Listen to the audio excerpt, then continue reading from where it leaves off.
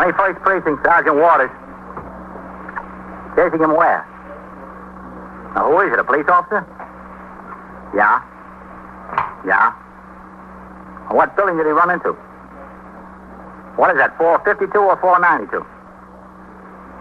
Oh, was he man-armed? You are in the muster room at the 21st Precinct, the nerve center. A call is coming through. You will follow the action taken pursuant to that call from this minute until the final report is written in the 124 room at the 21st Precinct. All right. I'll send the officers right over there. No, you just stand there in front of the building. Tell them where to go. Okay? Yeah. Thanks. 21st Precinct. It's just lines on a map of the city of New York. Most of the 173,000 people wedged into the 9/10 of a square mile between Fifth Avenue and the East River wouldn't know if you asked them that they lived or worked in the 21st. Whether they know it or not, the security of their homes, their persons, and their property is the job of the men of the 21st Precinct. The 21st, 160 patrolmen, 11 sergeants, and 4 lieutenants, of whom I'm the boss. My name is Kennelly, Frank Kennelly. I'm captain in command of the 21st. I was working my night tour, 4 p.m. to 8 a.m. The weather had turned exceedingly cold, and consequently it had been a quiet night in the precinct. Cold weather, like rain, keeps the troublemakers off the streets. After my meal, I had gone out on patrol of the precinct in sector car number 2 with Patrolman William Coley as operator, and I remained away from the station house until nearly 10 p.m., inspecting various conditions in the precinct and responding to several radio calls along with the sector cars and the sergeant. At 9:50, a call came over the air to ring into the station house. I instructed Patrolman Coley to stop at the nearest call box. Lieutenant Gorman, the desk officer, informed me that Lieutenant Matt King, commander of the 21st Detective Squad, wanted to see me as soon as possible on an urgent matter. I told the desk officer to inform Lieutenant King that I was on my way in. I instructed Patrolman Coley to drive to the station house, where, after stopping at the desk to sign the blotter, I walked through the back room, up the stairs to the second floor, and into the office of the 21st Detective Squad.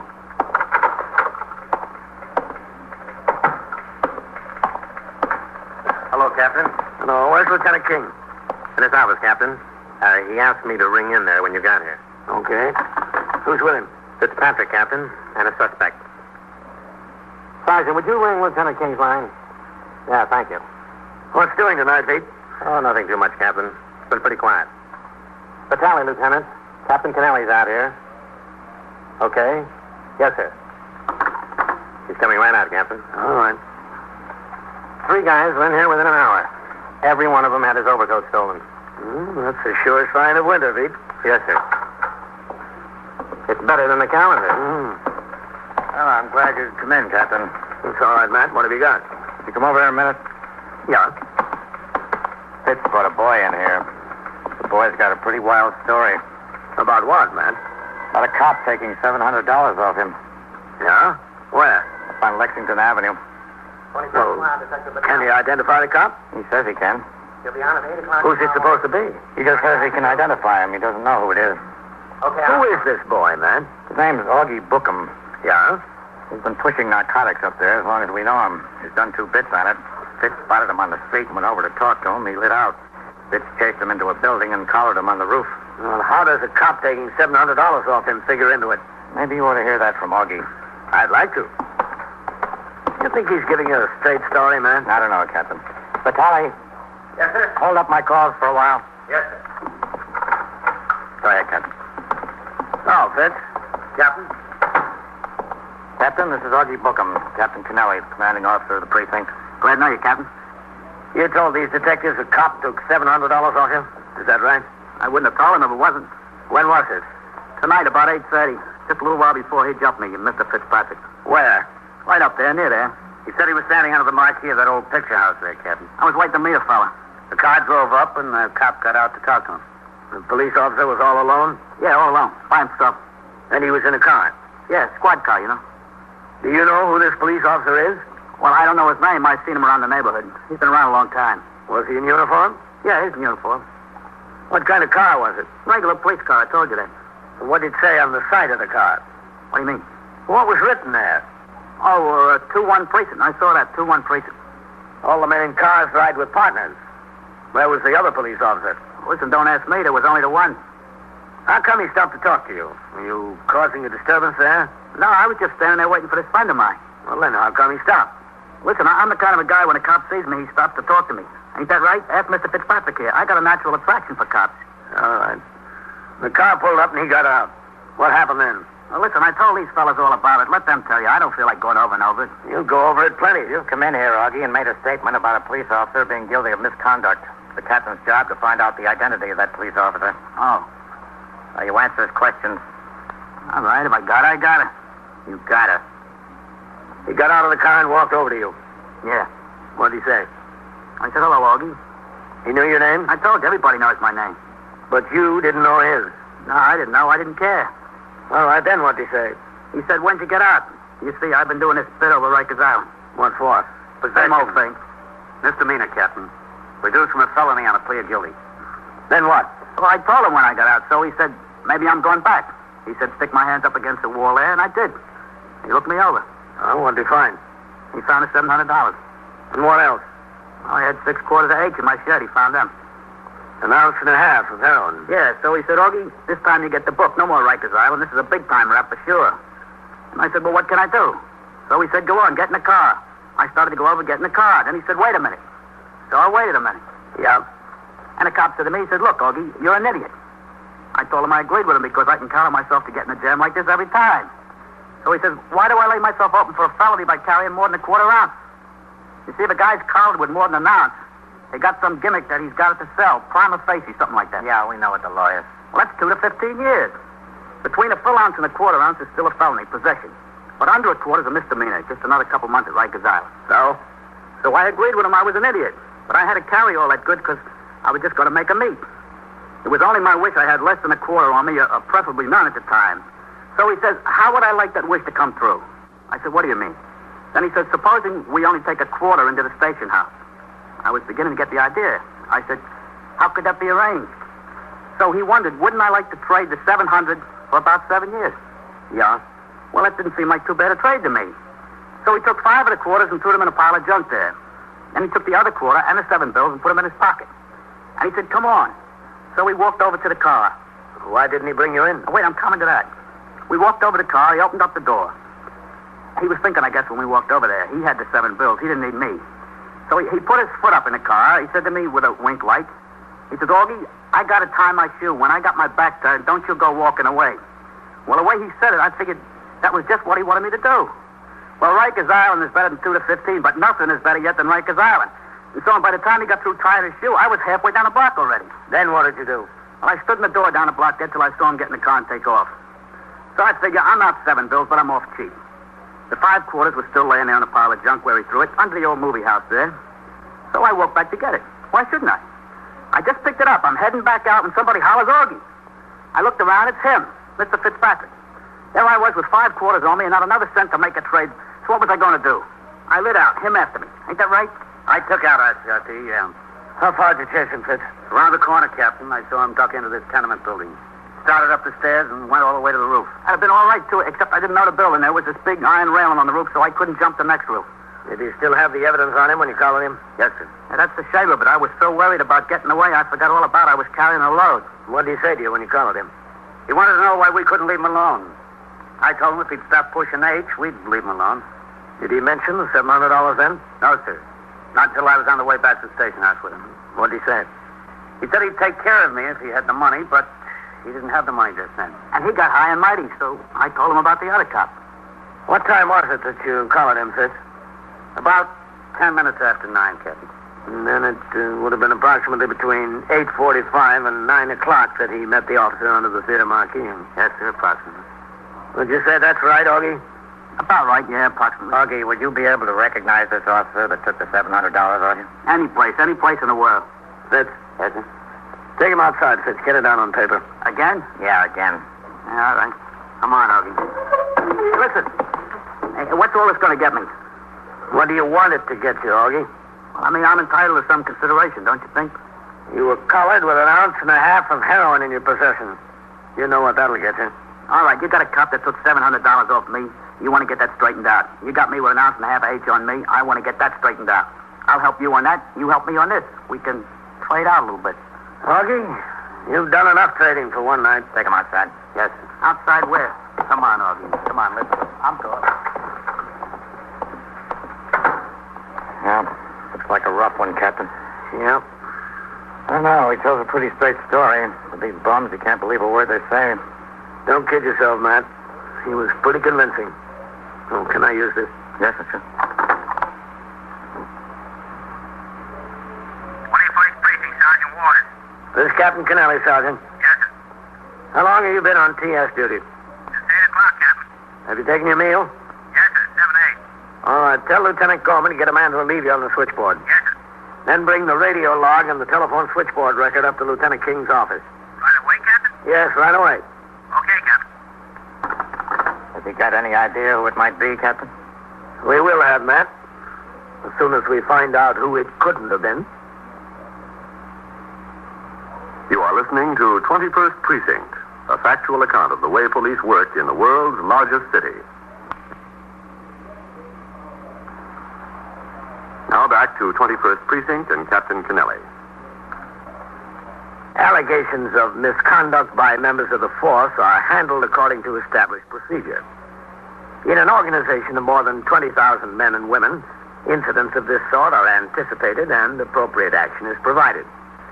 In the event of delinquency, a delinquency that is of a minor nature, machinery is provided for disciplinary action following a departmental trial presided over by a deputy commissioner. On a determination of guilty at this trial, the punishment can range from a reprimand to dismissal from the department, depending on the nature of the complaint. If, as in this case, the allegations are of a criminal nature, a full investigation is made and the facts turned over to the district attorney concerned in one of the 5 counties that make up the city of New York.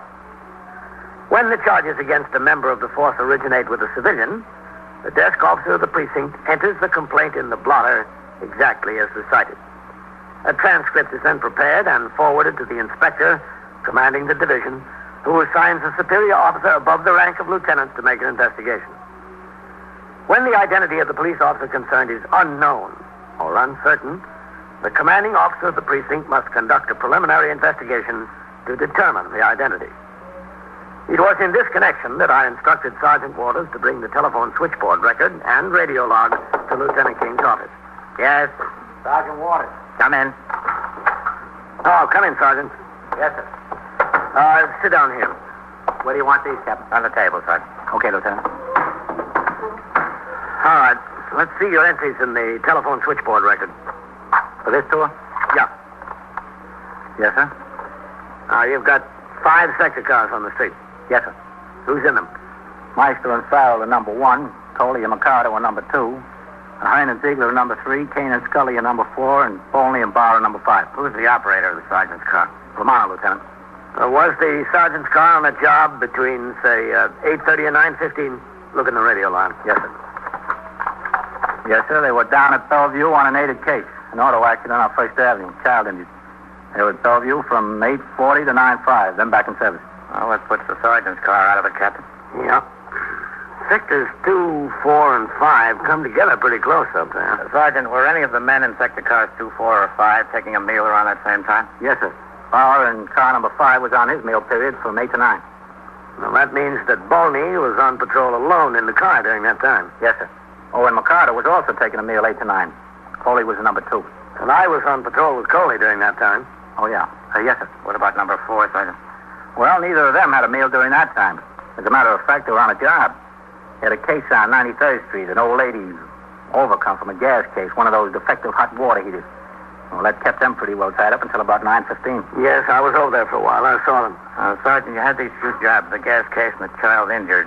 You didn't instruct any of the other cars to move up into that territory during that time? No, sir. We were adequately covered up there.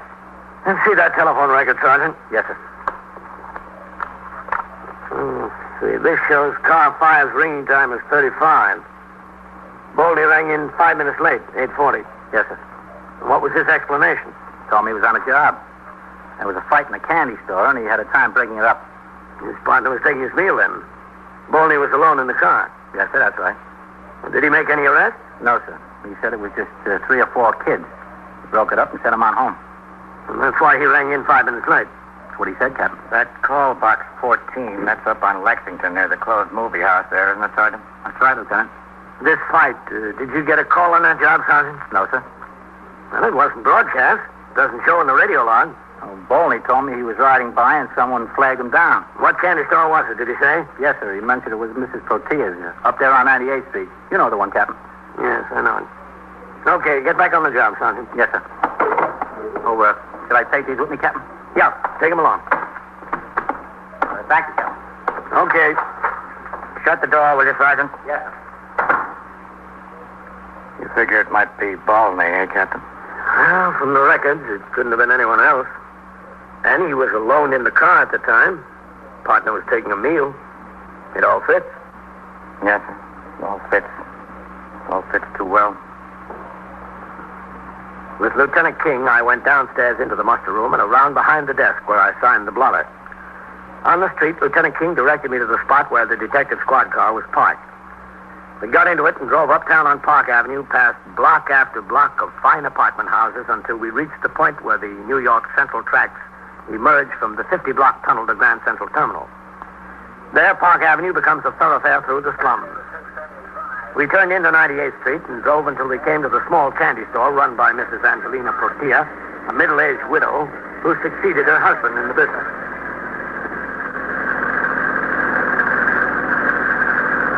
Yeah, she's still open, Captain. Good. You want to talk to her? Or should I? Oh, I'll talk to her. Okay. What about Balney? Any previous complaints against him? No, nothing of any kind. No, that's good. He's alone in there. No.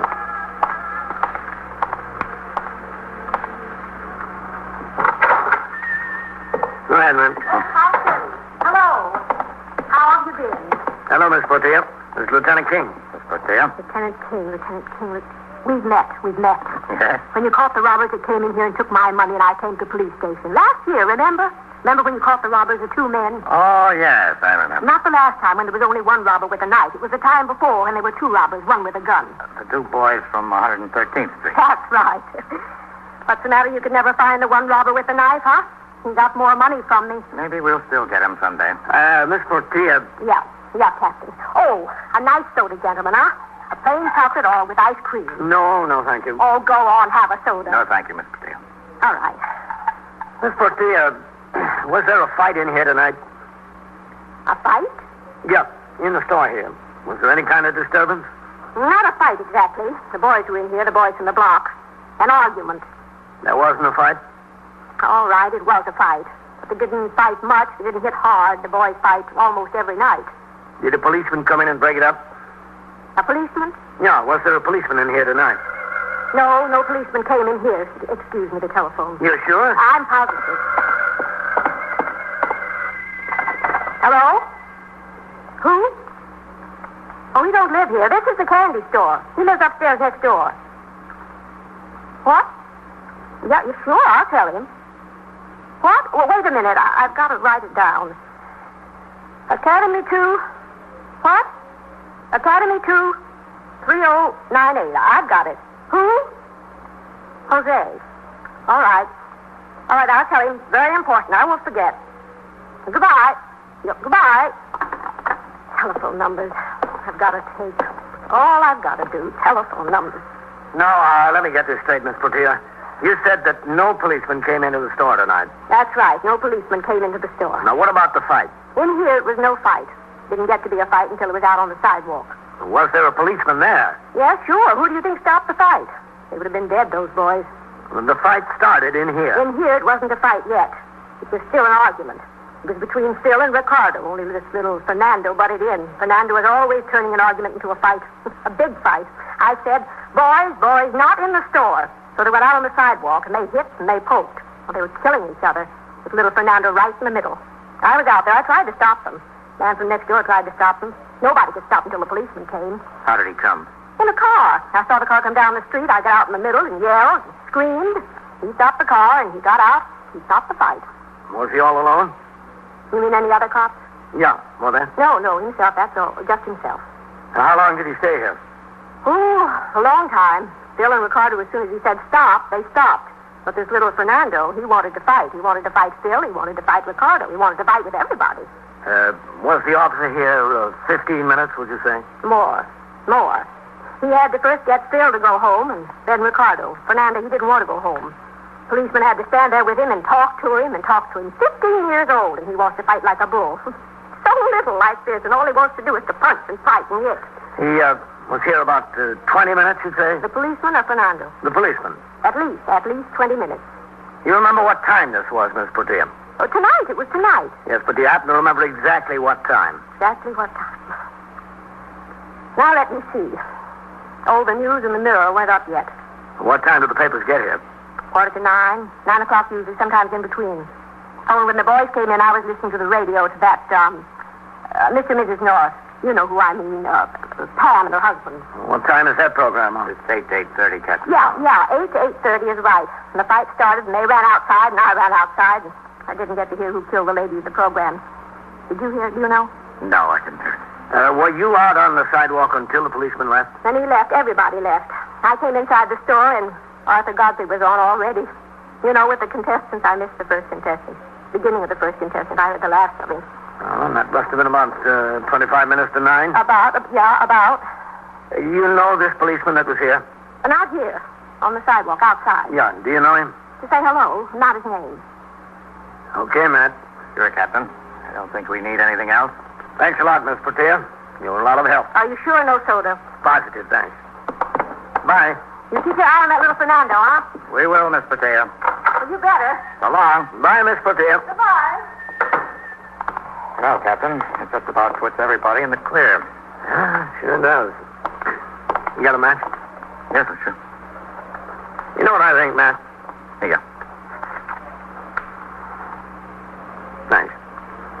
I think Augie was telling one great big lie from beginning to end. Well, there's no doubt about that, Captain. I'd just like to know why. What do you say we go and find out? We walked to the car, got in, and drove back to the station house. I stopped at the desk to sign the blotter, and Lieutenant King went on upstairs to the 21st Detective Squad, where Detective Fitzpatrick had Augie Bookham in custody. At the desk, Lieutenant Gorman told me that things were quiet in the precinct, and I walked through the back room, up the stairs, and into the Detective Squad office. Did Lieutenant King go into his office, Steve? Yes, sir. He and Fitzpatrick, and that suspect. Okay, thanks. Yes, sir.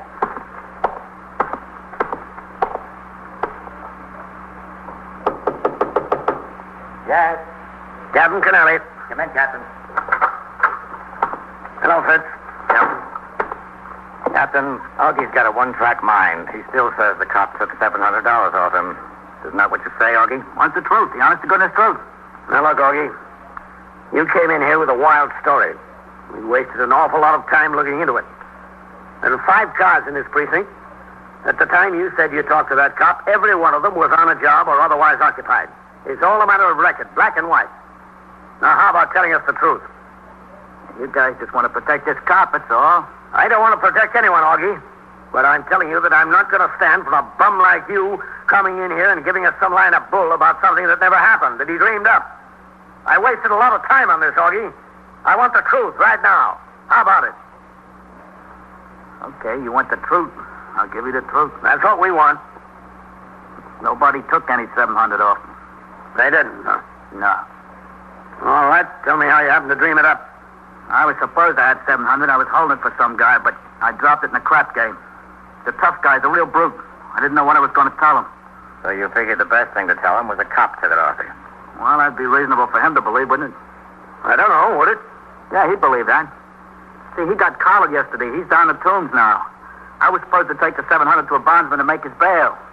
He's laying down there in the tombs getting madder and madder. What do you think he's going to do to me when I show up in the same jail? He's going to get the 700 out of my jaw, 1 tooth at a time. I got to have a reasonable story for him. Yeah, sure. And almost ruin an officer's life. Well, I'm sorry about that. Augie, you've got a heart of gold. That's my big trouble, you know. But not your only trouble. You're telling me I'm up to here with troubles. I'm sorry. What more can I say? Nothing, Augie. I think you said just about enough for one night.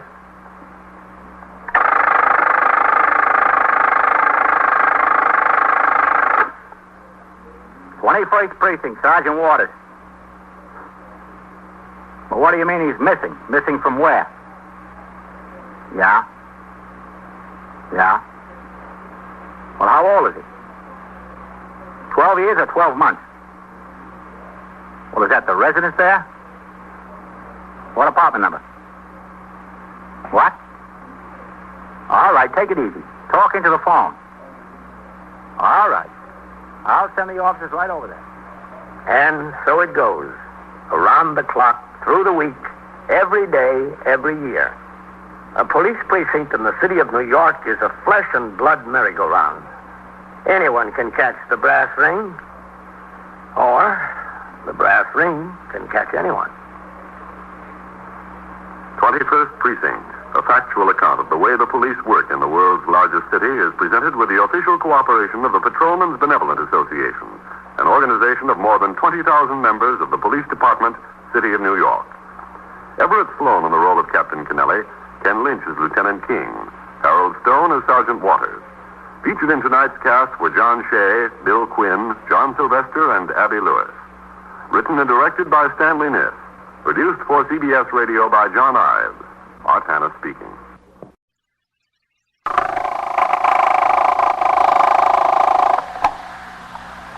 "21st Precinct, Sergeant Waters." A shooting where? Yeah? Well, who was it that shot? Oh, you don't, huh? Well, where's the man with the gun? Where? You are in the muster room at the 21st Precinct, the Nerve Center. A call is coming through.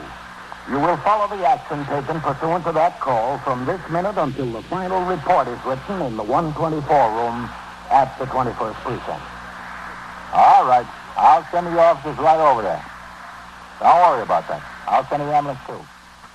You just wait outside and show them where it is, okay? Yeah. You're welcome. 21st Precinct. It's just lines on a map of the city of New York. Most of the 173,000 people wedged into the 9/10 of a square mile between Fifth Avenue and the East River wouldn't know if you asked them that they lived or worked in the 21st.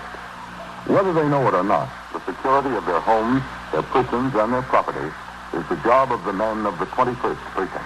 The 21st, 160 patrolmen, 11 sergeants, and 4 lieutenants, of whom I'm the boss. My name is Kennelly, Frank Kennelly. I'm captain in command of the 21st. I was working my night tour. At 12:15 a.m. on post number 9, which covers 3 square blocks between 1st and York Avenues, patrolman James Joseph Cronin rang into the station house as soon as he reached his post. Then, as is required, he began on 1st Avenue the job of trying the front door of every business establishment.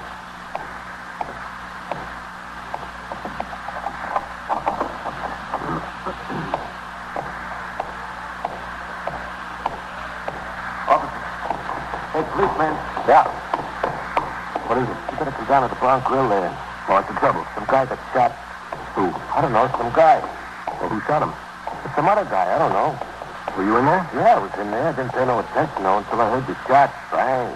Like to have jumped through the ceiling there. When did it happen? Just now? Yeah, just now, a minute ago. Less.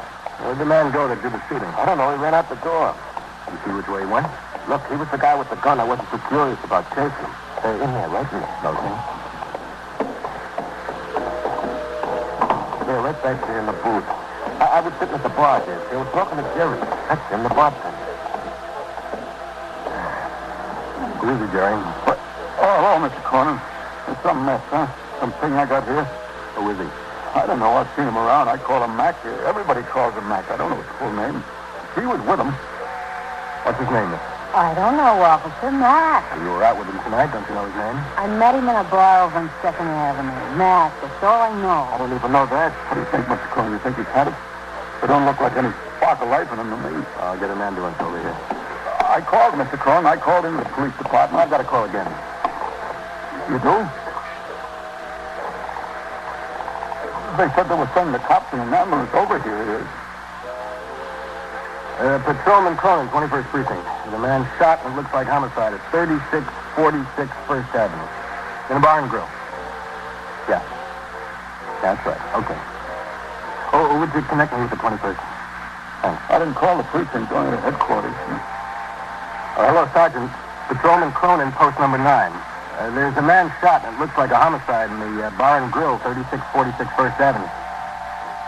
Oh, yeah? Yes. Okay. Yes. Well, I told him. Oh, now what happens now? What's your name? Anna. Anna Voorhees. Where do you live? 735 East 92nd. Hey, Jerry, can you turn that jukebox off? Oh, yeah, sure, Mr. Cronin. Right away, I'll do it. You never saw him before tonight? No, I never saw him. I was in that bar over on 2nd Avenue. Oh, what bar is that? Oh, do you know the name of it? Who introduced you to him? Nobody. We just got to talking, and then he invited me to have a drink. What's your name? Joe Hans. What? Hans. You didn't see what happened? No, I was drinking beer at the bar with my back turned this way. Oh, it's off, Mr. Cronin. Thanks, Jerry. Was there anyone else in here when it happened? No, just them back here in the booth, and Joe was at the bar. Yeah, I was at the bar. I didn't see nothing. My back was turned. Isn't that right, Jerry? I was talking to you. Well, where did this man with the gun come from? Well, he came in the front door, Mr. Cronin. You got to look at him? Sure, I got to look at him. I got to look at him when he came in. Instead of coming to the bar, he headed back there to the booth. Did he order a drink? Didn't have any time to order any drink. He didn't sit down. Just walked there to the booth where these people were sitting. Yeah, and then he come up to where Mac and I were sitting, and he stopped right there, and he says, hello, Mac. And Mac says, hello, Phil. And then he says, I don't like the one that came in, the one Mac called Phil. He said, I don't like what you've been doing, Mac, the words to that effect. And then he just pulled out a gun and he shot him. And I was sitting right there. I was sitting right across from him. He just pulled out a gun and he shot him. How you like that? Ever see this fellow Phil before?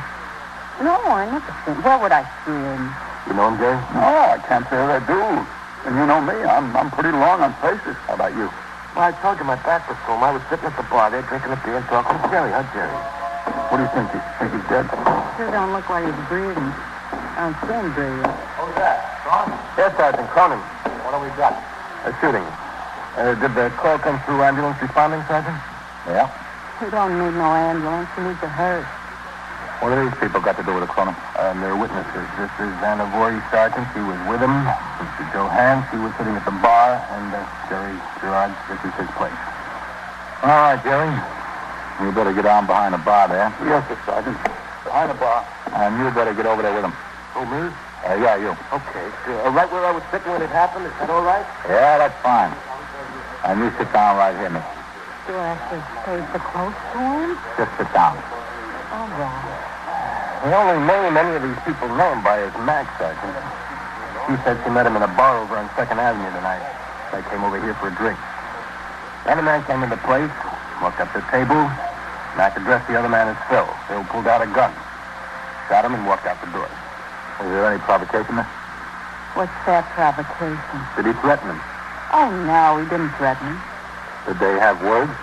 The only words Mac said were, hello, Phil. That's not provocation, is it? No. I don't guess it is. Within a few minutes, an ambulance from Metropolitan Hospital arrived, and the victim of the shooting was pronounced dead by the ambulance surgeon. Within 20 minutes, a deputy medical examiner had arrived and completed a preliminary examination.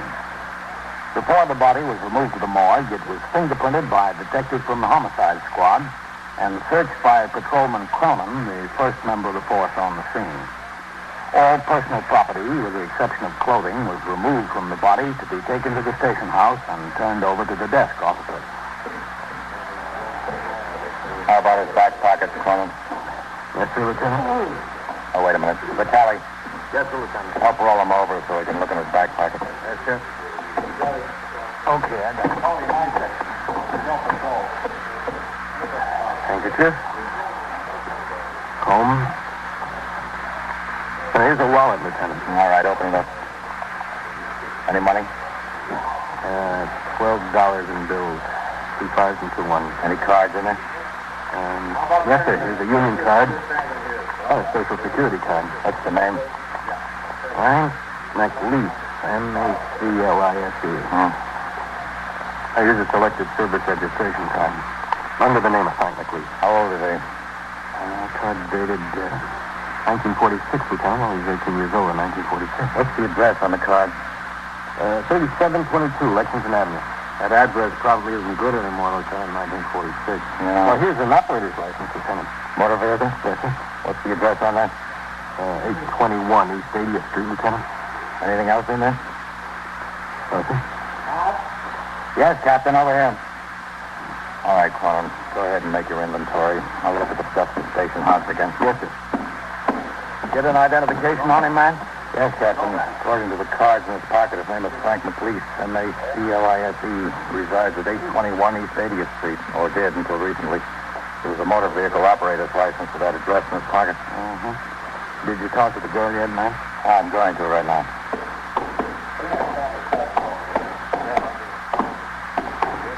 Well, this shouldn't be too hard for you. No, I don't think so. Well, who told you to pick up a strange man in a bar? How did I know he was going to get shot? What's the trouble, all right? Well, she's worried. She has to get to work at 8 o'clock in the morning. Well, I do, and you know what time it is now? It's almost 2 o'clock, and I won't get any sleep at all. I don't think any of us will. Captain, this is Miss Anna Voorhees, Captain Kennelly, commanding officer of the 21st Precinct. How do you do? Hello. Are you positive you're not acquainted with Mac's full name? I told you. I only met him tonight, or last night, that is. The name's Frank McLeese. Does that mean anything to you? Why should it mean anything to me? That was his full name. Oh, was it? It appears to be. Well, it probably could be if they call him Mac. Look, Captain, could you tell them to let me go home? They don't seem to realize how long I've been here, and I've got to get to work at 8 o'clock in the morning. Well, this case is in the hands of the detectives, you know. Well, you're a captain, aren't you? You could do something about it. Well, I'm afraid I can. Take her into the station house, will you, Novak? Yes, sir. Station house? What do I have to go in there for? Let's talk to the bartender. Hello, Jerry. Oh, hi, Lieutenant. Captain, how are you? Oh, I'm all right, Jerry. Why does something like this always have to happen to me? Well, it didn't quite happen to you. I mean, in my place. Boy, I never should have unlocked the door today. Today was a big nothing. From beginning to end. Didn't seem to open up. The man's name was Frank McLeese, Jerry. Does that mean anything to you? Frank McLeese? Yeah, that's right. No, I can't say it does. I told you he didn't come in here very much, maybe 2 or 3 times before. I recognized him. I heard some of the people he was with call him Mac, you know? I didn't know whether that was his name or whether they just called him Mac like some people call everybody Mac. Frank McLeese. McLeese, yeah. Didn't mean a thing to me. What is this guy, nuts or something? He has to come in and shoot up a place of business. What's the matter with him? What makes a guy like that tick, Captain? I don't know, Jerry. When we get him, we'll wind him up and find out. You are listening to 21st Precinct, a factual account of the way police work in the world's largest city. Those schoolrooms your children have just gone back to, are they overcrowded, understaffed, and poorly equipped? The schoolhouse itself, is it used? Thus, the homicide investigation was underway. Detectives McInerney and Howard were sent to the East 80th Street address found on a card in the murder victim's wallet. The building there was an old law tenement. On a mailbox, they saw the name Frank McLeese. The super of the building admitted the detectives to the flat. There they found little that would aid them in the investigation. The super knew nothing about his tenant, other than the fact that he lived alone and that he was once an employee of some dry cleaning establishment. Other detectives of the 21st Squad and of the Homicide Squad were busy trying to trace the killer, about whom they knew one principal fact. His first name was Phil. At 3:25 a.m., sector car number 2 and the sergeant's car answered a call to 590 East 77th Street. A resident of the building had complained of a disturbance in the hall. The disturbance was over by the time the officers arrived, but after they talked to a Mrs. Cortella, about whom the complaint was made, Sergeant Waters put in a call for the detectives. Detectives Vitale and Novak arrived at 3:40 a.m. and walked up the steps to the second floor. What did he say? In the rear? Yeah, in the rear. I don't see it there. That door's standing open. Yeah. Sergeant Waters. Yeah, come in. Hi, Sergeant. Sergeant, Mr. Capella? This is Detective Novak and Detective Vitale. How do you do? Hello, Mr. How Capella. do you do? Look, I don't see what all this fuss is about with detectives. It was just an argument between me and my husband, and that's all. You said he had a gun, didn't he? No, I didn't see it. I didn't even see him. I didn't even open the door for him. He's the one that said he had a gun. Maybe he was just trying to scare me, that's all. He scared you enough so you wouldn't open the door, didn't he? What would you do? Would you open the door for your husband if he was out there in the hall drunk and hollering and beating on the door and he says he has a gun and he's going to kill you? Well, would you open the door for him? Well, you bet your life you wouldn't. Neither did I. Well, you two certainly didn't make enough noise. You woke up the whole building. Oh, let him be awake. Nobody in this building ever did anything for me anyway. Listen, Mrs. Patella. You said he might come back, didn't you? Well, he lives here. Sure, he's going to come back. Supposing he does have a gun. Now, what we ought to do is have these detectives find him before he does come back and see whether he's got a gun or not. Don't you think that'd be a good idea? I guess it would. You're telling me you had a picture of him. Why don't you go get it so we can show it to the detective? It'll give him an idea what he looks like. Well, you just wait here. He's bound to come back. Now, don't you where he's got to go. He's got no place else to go. Why don't you get the picture? Oh, all right, if you want it. Yeah, we'd like to see it. I'll see if I can find it. It's in here someplace in the bedroom. What's it all about, Sergeant? I just wanted to get out of here a minute. Yeah? One of the neighbors said he did have a gun. The neighbor saw it. And do you know what the husband's name is? What? Phil. Oh. Phil Patella. Is he? Yep. And he fits the description of that guy, all right. Did you ask her anything about that, too? No, I didn't mention it. I thought I'd wait until you fellas got here. Thanks a lot. Oh, listen, did you see my car down the street? I told Osmond to pull it around the corner in case the husband came walking back here. It's around the corner. You didn't ask anything about the shooting? No, I figured she might know where her husband went. She doesn't know about the shooting. Maybe she'll tell you. Well, I found it. Good. It's only one of them snapshots. I made it myself out in the park last summer. Maybe it was the summer before. I don't know. Well, look, there, you see? There's trees in the background. I made it in Central Park. About how tall is your husband? Oh, he's about 5'9" or 10, I guess. Has he still got that mustache? Yeah, he's still got it. He was a prize the way he takes care of it. I wish he'd shave it off. What's his first name, Mrs. Capella? Phil. How old is he? He's 26. He was 26 last June. Do you know where he got that gun? Well, listen, I don't know for sure that he had a gun. He only said he did. I didn't open the door to find out. There wasn't any reason for him to lie, was there? He could lie without a reason. And before he came up here with a gun, what time did you see him last? Well, it was about 6:30 last night. He came home from work, and I gave him some dinner, and he went right out of the house. He was pretty mad about something. I don't know what it was. He just went right out of the house. That gun he was supposed to have, did he keep a gun in the house? Well, I never saw it. If he had a gun, he must have got it someplace tonight while he was out. Where were you when he came home? It was 2:30 in the morning. I was in bed asleep. And he woke you up? Sure, he woke me up. When he pounded on that door, he woke up the whole building. Well, that's why the cops came. Didn't he have a key? The key wouldn't have done him no good. I bolted it from the inside. Well, any man that walks out after supper and doesn't come home anymore until 2:30 in the morning deserves to get bolted out. Why didn't you let him in? Well, I didn't want to get shot, that's why. You haven't any idea where he might have gone? No. Well, if you wait long enough, he'll be back here. Miss Catella, do you happen to know a woman named Ann Voorhees? Ann Voorhees? That's her. No. I don't know anybody by that name. Do you happen to know a man named Frank McLeese? Sure, I know Frank McLeese. What's Frank got to do with this? How well do you know him? Oh, I know him pretty well. He's a good friend of mine.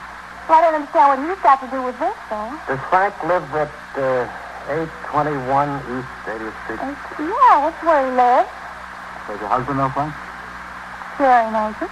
How well does he know him? Oh, pretty well. I mean, as well as you do? Oh, no, not as well as I do. You know Frank McLeese better than your husband does. Yes, I'd say I do. Look, I don't want you to drag Frank into anything here. I've had enough trouble with Phil over Frank now. Enough trouble. I just don't want any more. Now, what kind of trouble did you have with your husband over Frank? Well, Phil accuses me of going with him. He says I run around with him all the time when he's at work. Well, he just stands there and accuses me of it. Gets madder and hollers all over the place. Says I run around with him. calls me every name in the book. Well, you don't have to put up with that, do you? Well, to tell you the truth, there's not much I can do. It's plain fact. Oh, I see. What's Frank got to do with it? You haven't told me that yet. Frank got himself shot tonight. Frank McLean? Yeah, that's fine. Well, how'd he get himself shot? Was he hurt bad? Well, how bad is he hurt? He's dead. Oh, my goodness. Oh, my goodness. I'm sorry, Mrs. Costello. Oh, my goodness.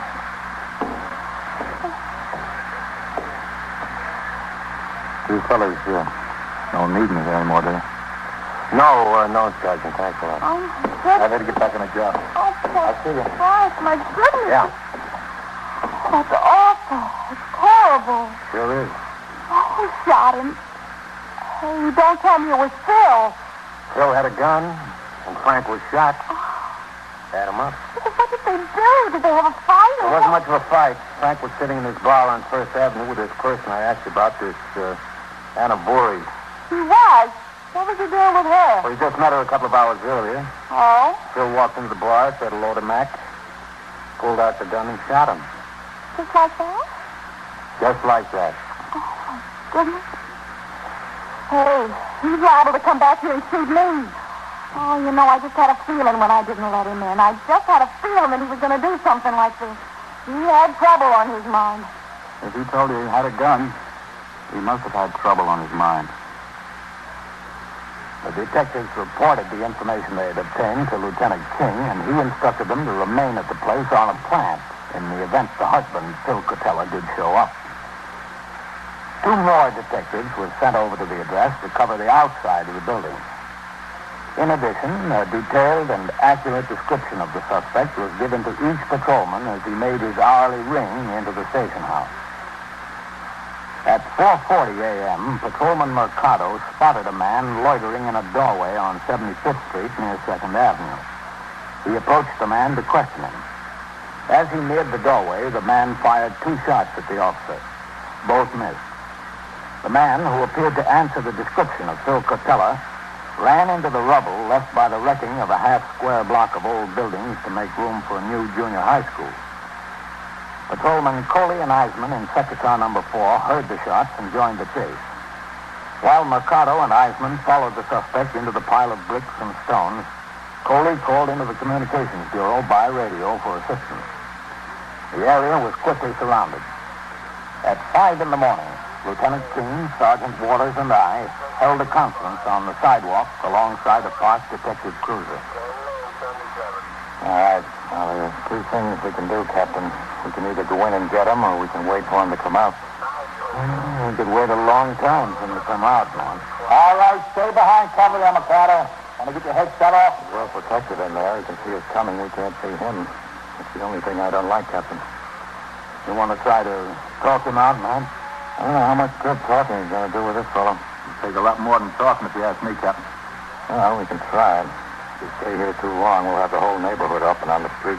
That won't help us any. Oh, sure won't. We better go in after him. Okay. Who are those 2 men over there, Sergeant? Coley and Mercado, Captain. Get them over here. Yes, sir. Coley, Mercado. Yes, sir. Novak. Vitale. Yes. Okay, Lieutenant. All right, Mercado. Take a walk around. Tell all the men we're going in after the guy. Tell them to stay out and get behind cover. All right, Mercado, get going. Yes, sir. Now get this. I'm only going to say it once. Yes, sir. Hey, Lieutenant. We'll go in through that break in the fence. We'll work in 3 teams of 2. Sergeant Waters and Eisman. Yes, sir. Battalion Novak. Okay, Lieutenant. Captain Kennelly and myself. As soon as we get inside, I want to talk to him. I want to see if I can talk him out. Spot yourself some cover and get behind it.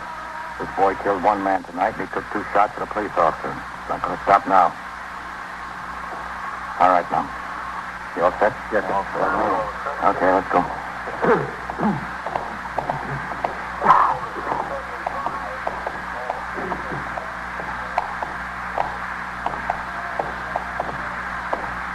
Okay, hold it. All right. The captain and I are going to head straight for that pile of bricks. Okay, Captain? All right with me. Battalion Novak. Over that way, behind that stack of doors. Sergeant, you see your cover. Those timbers down there. I can. All right, Captain, let's go. Okay.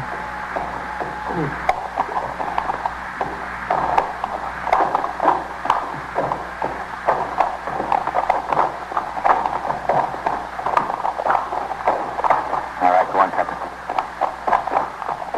Okay, Matt. Drop.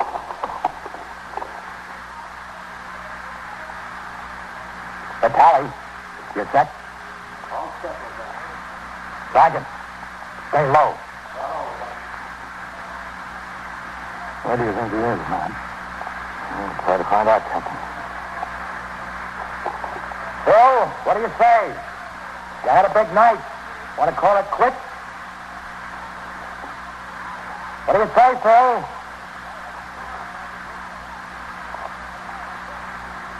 Let's move up a little bit now. Okay. I'll go ahead. You cover me. Okay, man. Go ahead.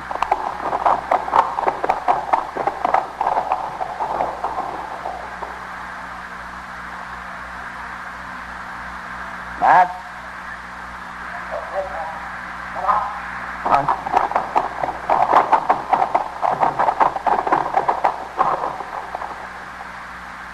Drop, Captain. Well, that's a logical spot for him. Over there. Yeah. There he is. Duck. Stay down. There he is, Ben. There he is. I see him. Phil, you better call it a night. What do you say? All right. Okay, don't shoot at me now. Don't shoot at me. Come on out here. Put your hands high in the air. Come out here. Okay. Don't shoot at me. There he comes. There he is. Quick, man. Come on, Phil. This way. I'm coming. Don't shoot at me. Stop there. Throw that gun over here. Come on, throw it. All right, come ahead. All right, stand right there. Okay, let's go. Keep those hands up, Phil. They're up. Okay, we've got him. Oh, took you a long time to get smart, Phil. This guy'll never be smart. What do you think it gets you to kill somebody over a woman? Oh, I don't care about her. There are lots of women. You know what she did? She gave my best suit of clothes, my very best suit of clothes. That rubbed me the wrong way. I wondered what it was, Phil. I knew it must have been something serious.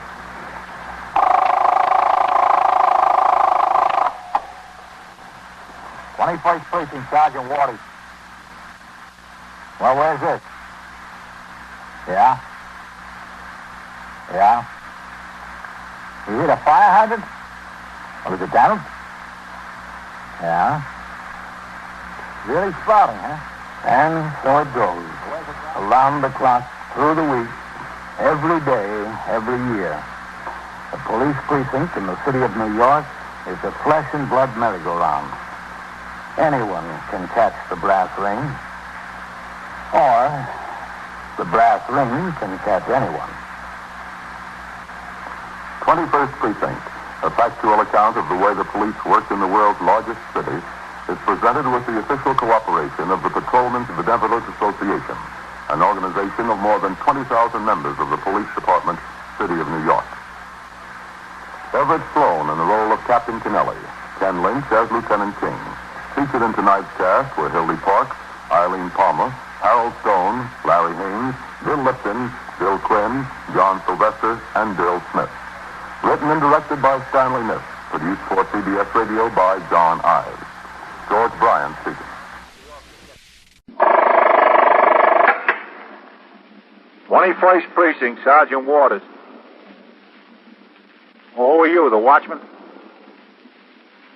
What'd they break into? Did you see the thieves? Yeah? Yeah? Well, what's missing? You are in the muster room at the 21st Precinct, the nerve center. A call is coming through. You will follow the action taken pursuant to that call from this minute until the final report is written in the 124 room at the 21st Precinct. All right. I'll send the officers right over there. Yeah. Wait right at the gate there so you can show them where it is. Okay. Yeah. 21st Precinct, transcribed. It's just lines on a map of the city of New York. Most of the 173,000 people wedged into the 9/10 of a square mile between Fifth Avenue and the East River wouldn't know if you asked them that they lived or worked in the 21st. Whether they know it or not, the security of their homes, their persons, and their property is the job of the men of the 21st Precinct. The 21st, 160 patrolmen, 11 sergeants, and 4 lieutenants, of whom I'm the boss. My name is Kennelly, Frank Kennelly. I'm captain in command of the 21st. I was working my day tour, 8 a.m. to 6 p.m. It was Sunday, and things were quiet in the precinct. During the last few weeks, we had received several complaints from various churches about boys playing in nearby streets in a boisterous manner and disturbing the services. I had given instructions at the turnout for the men on post and in sector cars to correct this situation by warning the boys to play more quietly or move their games to other locations. Later, during the course of patrol, I went to the vicinity of every church in the precinct to observe whether the conditions had been corrected. En route down 2nd Avenue, I saw sector car number 1, the sergeant's car, and the detective squad car of the 21st Squad parked outside the fence around a new construction project on which excavation had started about 2 weeks before. I instructed my operator to pull in. As I got out of the car and headed for a gate in the fence, I saw Sergeant Waters also walking toward the gate from a call box on the opposite corner. Sergeant? Oh, hello, Captain. What have we got? In here, Captain. Oh, watch your step. We've had a burglary in a tool shack down there. That's a pretty deep hole they dug. Yes, sir. And they've got to go still deeper. Well, what have we got? There was a call from the watchman. See that wooden shack way down there at the bottom? Yeah? That's what was broken into. And it's interesting to me how they do this. They dig it all out except for this ramp for the trucks to get in and out. Then that steam shovel backs up here, digging up the ramp behind it. Well, what was stolen, Sergeant? It was a good haul. What? 11 sticks of dynamite and 8 blasting caps. Yeah? Yes, sir. Watch your step here, Captain. These planks get kind of rough. Heavy trucks chew them up. Where are the detectives? Lieutenant King of Italia here, Captain. Oh. A watchman rang into the station house from a call box when he discovered the theft. Lieutenant Gorman notified the detectives. Yeah. I just spoke to Lieutenant Gorman again and told him what it looked like. Where is it? That shack there? Yes, sir. This is some hole, you know. And these engineers, they figure it out down to the fraction of an inch. Yeah. Even when they got to blast out all this rock, they shave it down to a hair. Oh, I guess they're all in the shack, Captain. Yeah, I guess so. You see, they hacked the lock right off the door. Everything was locked up. That's how they got in. First noticed this when you got back. That's right, Lieutenant, when I got back. Hello, Matt. Captain, Mr. Bernard Curley, the watchman on the job here. The sergeant tells me they got 11 sticks of dynamite and 8 blasting caps. Yes, sir, that's what they got. This is Captain Kennelly, commanding officer of the precinct. I'm pleased to meet you, Captain. I was in the job myself.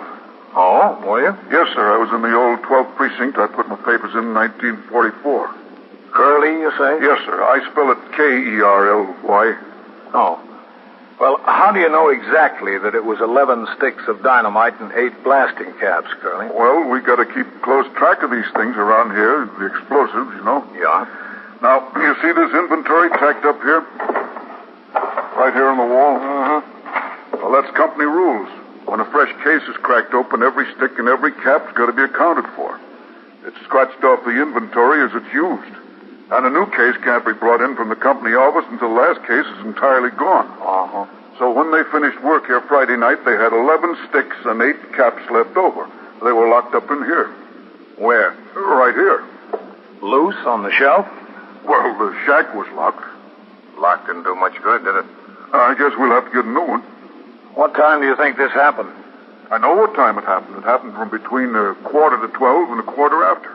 You left the premises at 11:15, down the street to a luncheonette. Get sandwiches to bring back here. Are you permitted to leave? Well, company rules say we can take a half an hour off for lunch or dinner if we're working daytime. That is on Saturday, Sunday, or holidays. If we're working nights, we got to bring our meal with us. That's the rules of this company. And you left here at 11:45? Yes, sir. The shack wasn't broken into then? No, sir. I made my rounds immediately before I left. That's another rule. The shack wasn't disturbed. Did you see anyone suspicious hanging around the premises this morning? No, Lieutenant, I didn't see a soul. And when did you discover the theft? As soon as I came back. I get at the top of the ramp. You know, that's just where you came in up there. Yeah. And I could see down here that this door to the shack was standing wide open. I came on down. I thought whoever it was might still be inside here, but they were gone. Then I went up to the street and I walked over to the call box and rang into the station house. I talked to the desk officer there, Lieutenant Gorman. Lieutenant Gorman, yes, sir. Well, it wasn't a couple of minutes before the officers got here. Did they use a lot of dynamite on this job here? A lot of dynamite. We've been blasting for 10 days. You saw no sign of these thieves at all when you were coming back? No, sir, they were gone. Did you take a look around, Matt? They might have been scared off by his coming back and hidden the stuff on the premises somewhere. I doubt it. Well, they might have, Captain. Sergeant, Tally, Woods. Yes, sir. Yes, son. Split up into teams of 2. Make a thorough search around. Go over the power shovel to all the equipment behind that lumber, every place. Yes, sir. Look and see if they dropped any of the stuff or left any physical evidence of their presence. Mr. Curley. Yeah? You go with the sergeant. Okay.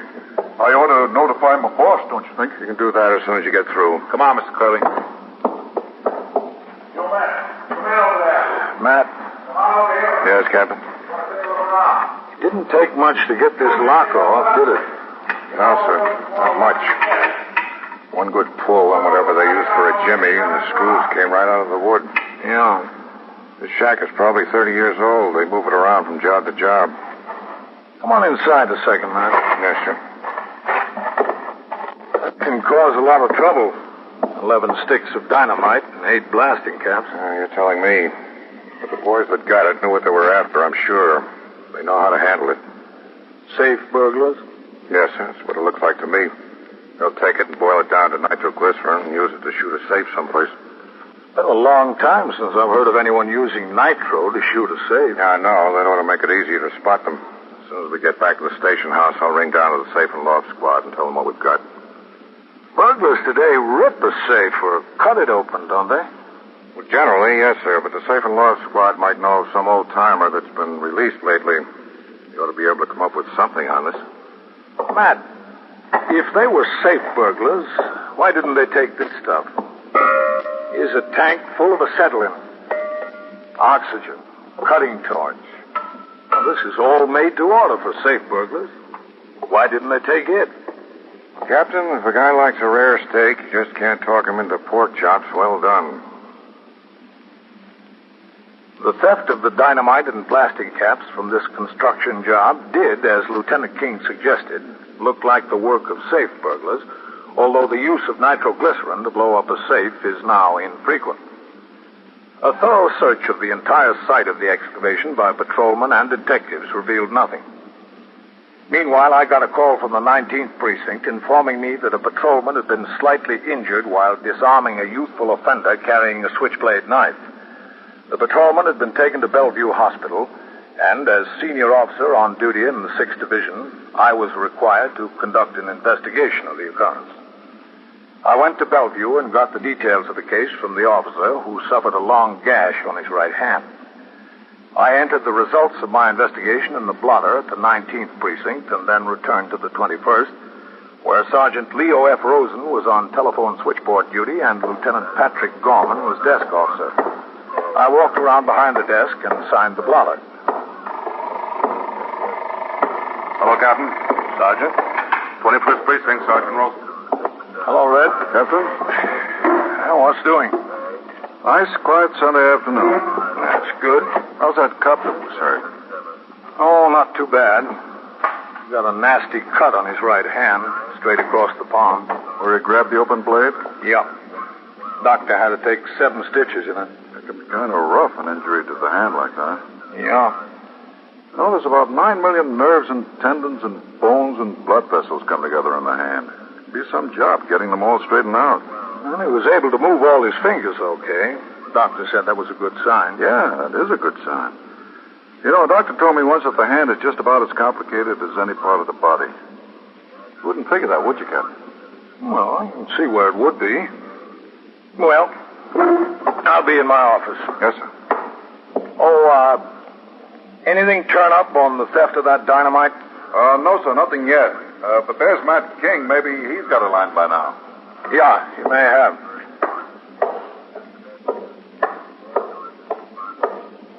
Matt? Hello, Captain. Anything on that dynamite theft? No, sir, not yet. You know, that's got me plenty worried. It's got me worried, too, Captain. I'll tell you why. King? Excuse me, Captain. Yes, Sergeant. Vitaly's ringing down for you. Wanted to catch it before you go out. All right. You want to take it in my office, Matt? Yeah, thanks. I'll take it in the captain's office, Sergeant. Yes. Tally is carrying the squeal on this. He might have something. Go ahead. Help yourself. 21st Squad, Lieutenant King. Yeah, Pete. Yeah, what'd they say? Well, who was it you talked to? Who? Well, you ought to know. Yeah, all right, just keep at it. Tally spoke to one of the men down at the Safe and Loft Squad. Yeah? Tally says they know of no one around who's using nitro to blow a safe. Haven't had a case like that in a couple of years. Have there been any penitentiary releases? None they know of. We're checking into it. Well, makes it kind of rough going, Captain. You know what I think, Matt? What? I don't think it was safe burglars at all that broke into that shack. I think it was a bunch of kids. I don't know, Captain. It was timed out just right. They knew when the watchman left. They knew when he got back. They got in, got the stuff, and got out. All in a half an hour. Well, that may be so, Matt, but... Oh, excuse me. 21st Precinct, Captain Kennelly. Lieutenant Gorman, Captain. Yes, Red. A call just came over the air, Captain. An explosion on a vacant lot over near York Avenue. What kind of explosion? The call didn't say, Captain, but there must be at least one person injured. It came over ambulance responding. All right. Get a car to take me over there right away. Yes, sir. Well, Matt, I think we found the dynamite. Yeah? But I think we found it a little late.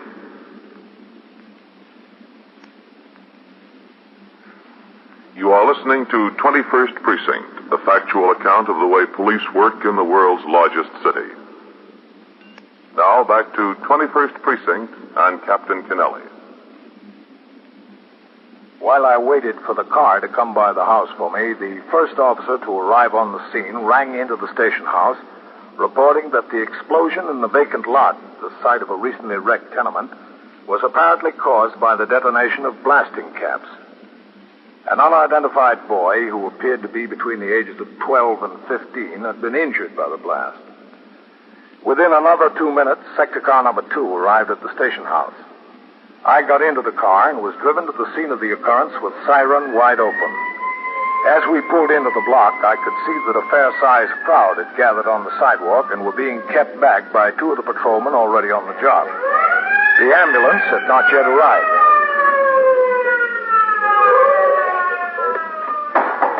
All right, get on the job. Help keep those people back. All right. All right, police officer. Coming through there. Coming through.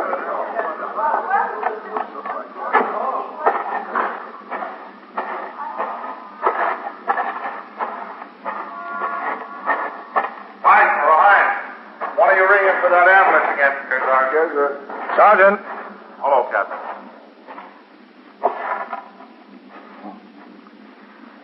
Well, I guess we know who got the dynamite. Yeah. I guess we do. He looks pretty bad, doesn't he? Yes, sir.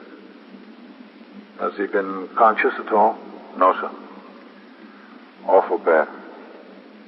You know who the boy is? There's no identification in his pockets, Captain. Who, want to take a look over here? Yeah. Apparently, he was playing around with the blasting caps. Those 2 sticks of dynamite were right here where they're laying. It's lucky he didn't have them close enough to be set off when the caps went. Be dead for sure. How many caps went, do you know? There's no telling, sir. So, here's the ambulance. Yeah. A man who lives on the 2nd floor of that building there, he was down here. He said he was looking out the window before and saw 3 boys sitting out here in the middle of the lot. 3? Yes, sir, 3. Said they had something. He didn't know what it was. Then a little while later, 2 of them were gone, he said, and there was just this one left. Man went back into his flat to do something. A few minutes later, he heard this explosion out on the lot. Did he recognize any of the boys? No, sir. He didn't think they were from this block. All right, you men, give them a hand. Help them bring that stretcher back here. Did anybody around say they knew the boys, Sergeant? Nobody we've talked to yet. All right. You better get those explosives into the station house. Yes, sir. I told Farrell to stay right with them. Good. All right. Bring it right over here, please. Hello, Doctor. Captain. All right, open up that stretcher. Act alive. What happened to him? He was playing with some blasting caps. Was he? Sergeant, can you give me a hand here a minute? Sure. I'd like to put him on his right side for just a second. All right. Wait a minute. I'll tell you when. Okay. Easy now. All right. With me. Yeah. Now. Easy. You hold him there? Sure. That's good. That's fine. Hold him. Just hold him. I'm holding him, Doctor. That's good. All right. Let him rest back now. Okay. Easy. That's it. That boy's seriously hurt, Captain. Will he be all right, do you know? We'll find out when we get him admitted to the hospital. What did you say he was playing with? Blasting caps? Yes. They never learn, do they? I hope this one does. The ambulance surgeon, assisted by the ambulance attendant and police officers, placed the injured boy on the stretcher. Meanwhile, detectives of the 21st Squad arrived on the scene to begin their investigation. After I left the scene of the occurrence, I continued on patrol until a few minutes after 2 p.m., when I instructed the operator of my car to drive to the emergency entrance to Beth David Hospital. I got out of the car, walked through the emergency room, past the admitting office, and down the corridor to the place I was told I could find Dr. Margaret Westphal.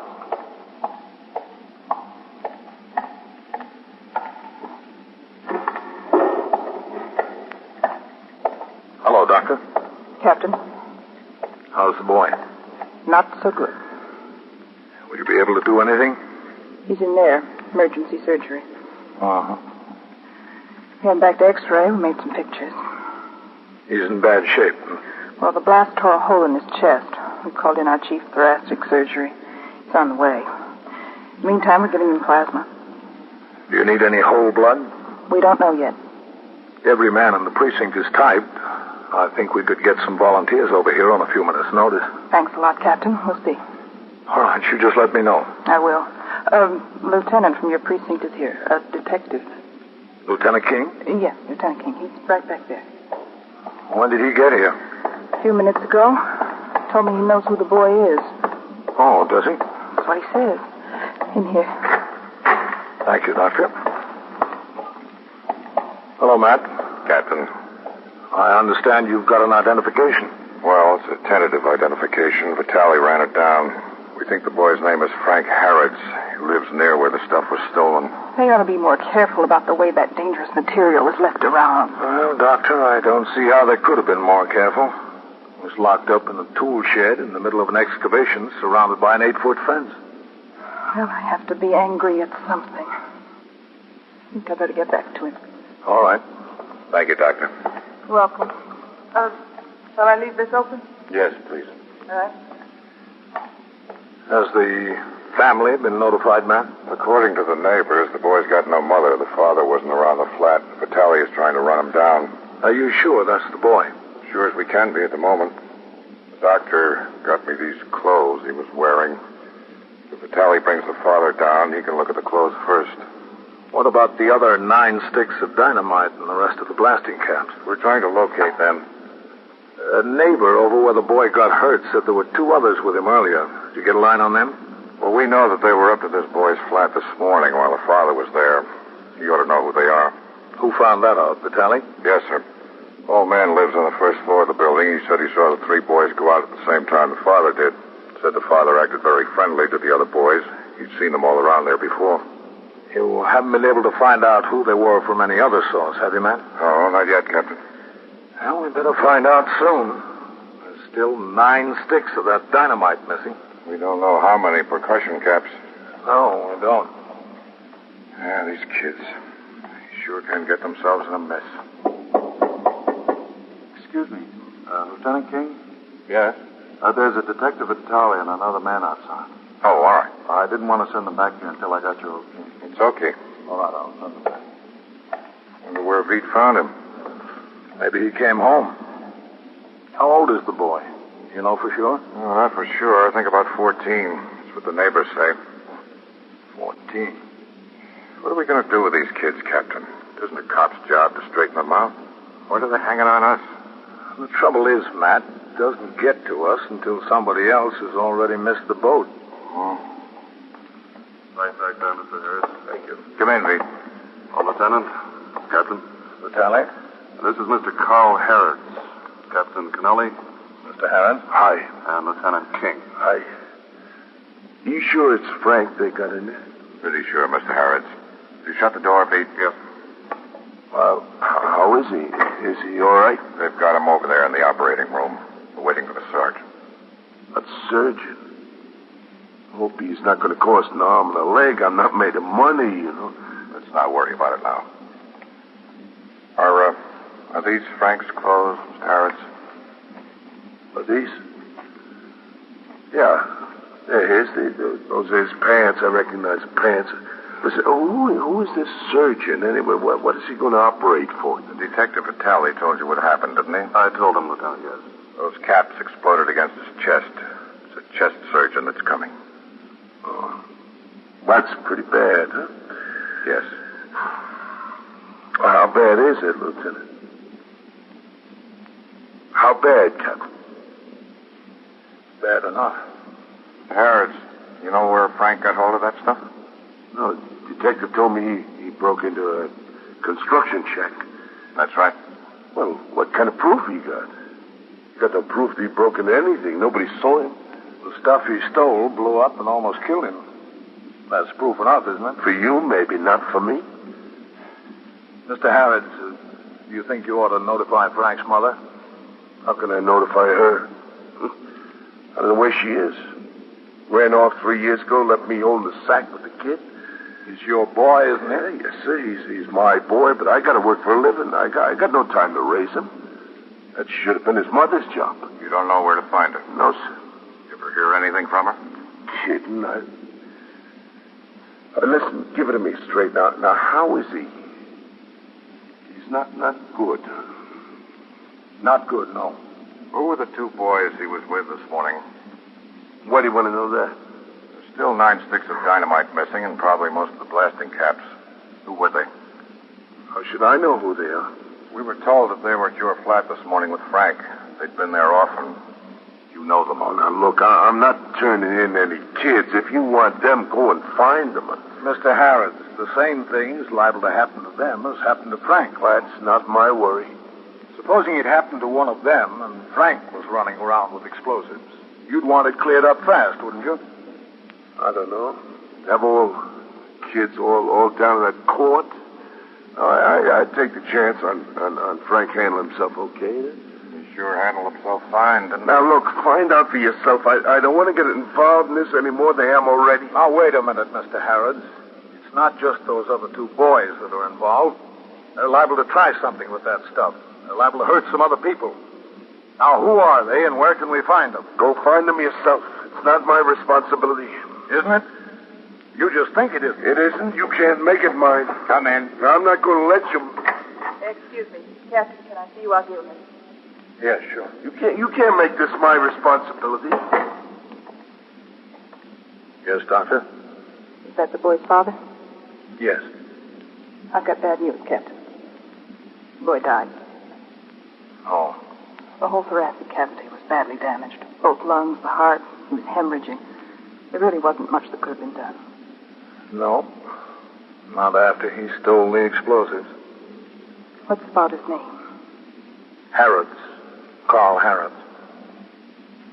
Well... Look, Doctor, this is a police case. We can notify him. No. No, thank you, Captain. I won't accomplish anything. I won't accomplish anything except to get Frank in bad with his friends when he gets out of here. There's one thing I don't want to do with my kid. That's peg him as a rat. Rat on his friends. You know? Mr. Harrods, this is Dr. Weston. That's all I got to say, Captain. Doctor who? Dr. Weston. Oh, very pleased to meet you. You're the one who's been taking care of Frank. Yes. Well, listen, what is all this about a surgeon being called in? I don't want any surgeon called in unless I'm consulted first. If he needs to be operated, all right, but I want to have the privilege, of talking it over first. He doesn't need the surgeon, Mr. Harris. Well, that's very good to hear. That's... Wait a minute. Listen, he didn't die. Yes, he did, Mr. Harris. 5 minutes ago. I'm sorry. Yeah. Here. Better sit down, Mr. Harris. No, that's all right. I'm all right. You'd better. Okay. Take a pen. Hurt? Yeah, I knew he was hurt bad, but I didn't think kids died. I didn't think it. He's 14 years old. 14? Why don't you gentlemen wait outside? No, don't go. No, don't go. I want to give them the names of the other boys. I want to give them to you. I'm sorry. I'll be all right. I'll be all right in a minute here. We'll wait outside. You better, yes. What? No, don't go away. I want to talk to you. We'll be right outside. Yeah. I was wrong about him. I thought he was pretty hard. He was, man.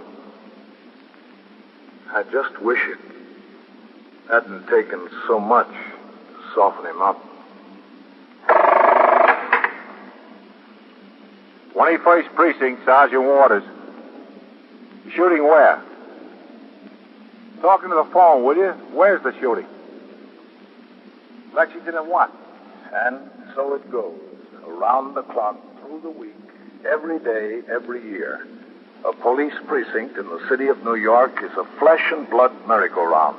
Anyone can catch the brass ring, or the brass ring can catch anyone. 21st Precinct transcribed a factual account of the way the police work in the world's largest city is presented with the official cooperation of the Patrolmen's Benevolent Association, an organization of more than 20,000 members of the Police Department, City of New York. Everett Sloan in the role of Captain Kennelly, Ken Lynch as Lieutenant King, Harold Stone as Sergeant Waters. Featured in tonight's cast were Elaine Rost, Bill Smith, Lynn Cook, Sandus Ortega, and Bill Zucker. Written and directed by Stanley Niss. Produced for CBS Radio by John Ives. George Bryan speaking.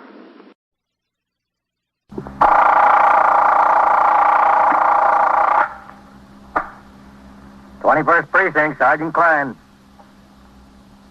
What's the matter with him? How do you know he's dead? From what? Where is this? You're in the muster room at the 21st Precinct. The nerve center. A call is coming through. You will follow the action taken pursuant to that call from this minute until the final report is written in the 124 room at the 21st Precinct. All right. You just wait there for the officers. No, right there. I'm sending him now. You just wait there and show them where he is. All right, thank you.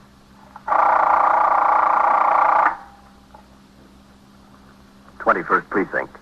It's just lines on a map of the city of New York. Most of the 173,000 people wedged into the 9/10 of a square mile between Fifth Avenue and the East River wouldn't know if you asked them that they lived or worked in the 21st. Whether they know it or not, the security of their homes, their persons, and their property is the job of the men of the 21st Precinct. The 21st, 160 patrolmen, 11 sergeants, and 4 lieutenants, of whom I'm the boss. My name is Kennelly, Frank Kennelly. I'm captain in command of the 21st. I was working my 4 p.m. to 8 a.m. tour. After I turned out the platoon for the night tour, I read the entries on the arrest record and blotter for an event-by-event picture of what had occurred in the precinct since I was last on duty. A little after 6, sector car number 3 came by the house for me, and I went on patrol of the precinct.